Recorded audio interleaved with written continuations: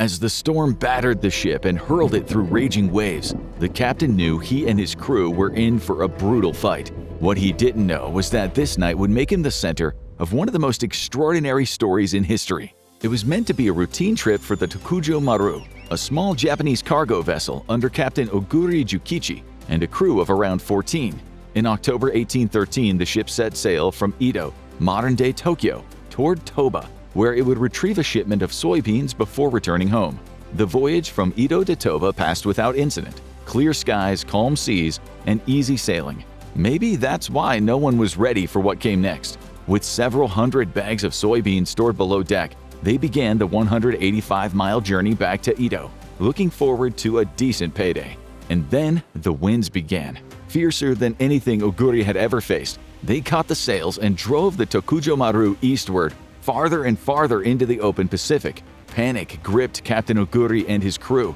The Tokujomaru had been designed for traveling the shallow waters between Japanese islands, not for weathering the deeper wild waters of the oceans. The men had to get the ship under control or be left to the mercy of the Pacific. But as the crew battled, the wind seemed to get stronger and stronger.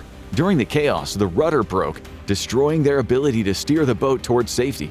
In an act of desperation, Captain Oguri ordered his men to cut down the mast, hoping, praying, that it would lessen the effects of the wind. It's a process sailors call dismasting. In the days before modern engines or navigation, being at the mercy of the wind meant one thing: death. And Captain Oguri knew it. In times like this, every crew member could grab axes and saws and begin desperately cutting into the thick trunk of the mast, hacking until the thing toppled over and made the craft more aerodynamic in the process to take the edge off the wind. It was an extremely risky move. While a successful dismasting can save a ship, an unsuccessful dismasting could make the matter 100 times worse. If the mast fell toward the deck of the ship, the weight could smash through the hull. There was also the more immediate risk of life lost. There have been numerous incidents throughout history where a falling mast had crushed crew members after a botched dismasting. Even in modern times, dismasting still claims lives. In 2009, a tourist on a private sailboat in Hawaii was killed when the mast came down, and that mast would have been nothing compared to the kind on the Tokujomaru. With the wind still raging and the rain stabbing at their skin, the crew couldn't afford to worry about that. Some hacked at the mast while others drew swords and knives, slashing through the rigging before the falling weight could drag the ship under. With any luck, they could cut through, demast the ship without incurring any fatalities. But it was already too late. The wind wasn't just moving the boat, but the waves beneath them. Even without the mast, every force was acting against them, and given that they were at this point rudderless, there was no way they could try to steer themselves into a more favorable position. With every second, as the crew clung to the deck, desperately trying to avoid being swept overboard, they were being dragged further and further out to sea. And out in the ocean, they were about to discover the other potential danger of dismasting. With no rudder and no sails, there was no way to move under their own power anymore. The only way they could be saved is if a passing ship spotted them. But that was unlikely, and the crew knew this. Back in 1813, Japan was closed off from the world. It had been for roughly 210 years. This was the result of a national policy known as Sakoku, roughly translating to chained country, which saw Japan become completely isolated. In those days, Japan's borders were closed to the world. Trade, travel, even the presence of foreigners all required direct permissions from the shogunate, and that was rarely given. Distant waters were unfamiliar to Japanese seafarers, and with Japan being a self-imposed hermit nation, there was no way they could ask any other countries for help. Just like the nation itself, the Tokujomaru was alone, and the nightmare was just beginning. While everyone on the Tokujomaru was understandably shaken up, Captain Oguri didn't let his fear show. He knew that he needed to keep his men calm under pressure, and that called for unflinching optimism, even in the admittedly awful odds that they were facing. Perhaps they would be lucky, and in a few days, another vessel would be out to rescue them once the storm had cleared. But then a few days passed, and a few more, and soon enough those days had started merging into weeks and then months. You could say the crew of the Tokujomaru had drawn the worst hand imaginable, but in one crucial way luck was still on their side.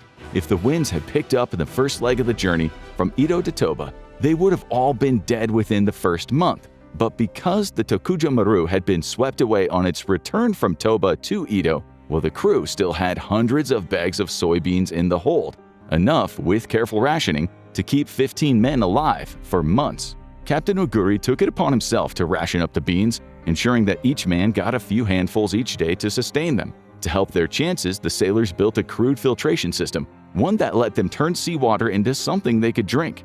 The men passed the time however they could. As the days, weeks, and months stretched on, some would sleep, others would engage in games or conversation. Some would take turns sharing the spyglass to look at the distant horizons, hoping that a rescuer might somehow manifest on the horizon. But that never happened. It's hard to even imagine the anxiety of being out there, not knowing if you will ever be rescued, or if you'll ever get to see your family again. Captain Oguri assured them that this would happen, and that they would be rescued and make the most out of this. As December passed and 1813 gave way to the new year, still with no sign of rescue, even he began to doubt anyone was coming.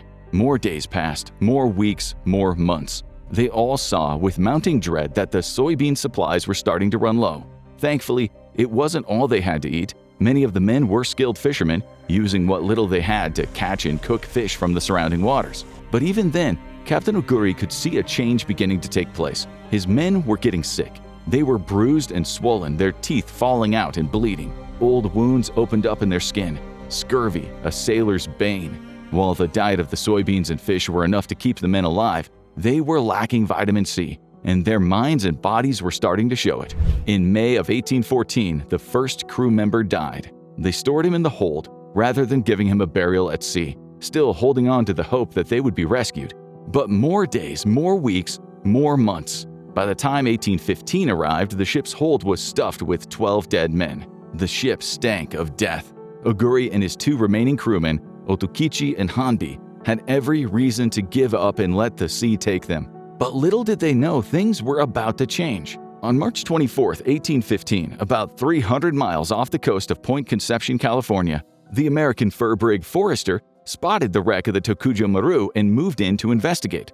The Forester's captain, William J. Piggott, was horrified by what he found. 3 men clinging to life, the bodies of their crewmates rotting below deck. Had he arrived any later, the Forester would have found nothing but a ship of the dead. But after surviving the storm and more than a year adrift, Captain Oguri, Otokichi, and Hanbi were about to face an even greater ordeal, a world utterly foreign to them. But the ordeal wasn't over. They were taken to the shores of Northern California, which was still owned by the Spanish Empire, who had not yet ceded the territory. 15 horsemen met Captain Oguri and his 2 remaining men at the shore, confusing the Japanese sailors who mistook them for Dutch. You see, Dutch traders were the only foreigners permitted in Japan, and given that Oguri had never set foot in any country but his own, he'd assumed that he had already been taken back there. That wouldn't yet happen for quite some time. Oguri and the sailors were given horses and made to ride for 3 miles to an adobe house, where they'd all be treated for the ravages of malnutrition and the open sea. They didn't speak a word of English or Spanish, so the language barrier had become another hurdle to overcome. When they were well enough to move again, they returned to the Forester, which took them to the settlement of Sitka in modern-day Alaska. At the time, this was seen as the de facto capital of Russian America. They appreciated Captain Oguri's plight and agreed to take them back home if they would be willing to go on a little detour via the Kamchatka Peninsula in Russia. They remained in the frozen reaches of Russia until May 1816, nearly 3 years after setting out on what should have been a very simple voyage between Toba and Edo. The Russians eventually ferried the 3 survivors back toward Hokkaido, but not all of them would make it home.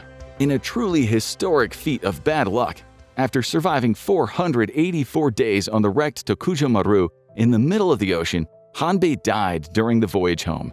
At least his corpse would be able to be buried in his home soil. We don't know what happened to Otokichi, but Captain Oguri was first met with suspicion. By mixing with foreigners, Oguri had broken one of Japan's greatest taboos, and the Tokugawa shogunate began questioning his loyalties.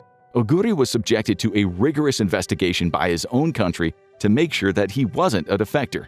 After all, who could really believe that he'd survived almost 500 days at sea? The charges were eventually dropped, and Captain Oguri's reputation changed. He was hailed as a hero, an example of Japanese endurance, and of a man defying near impossible odds to return home.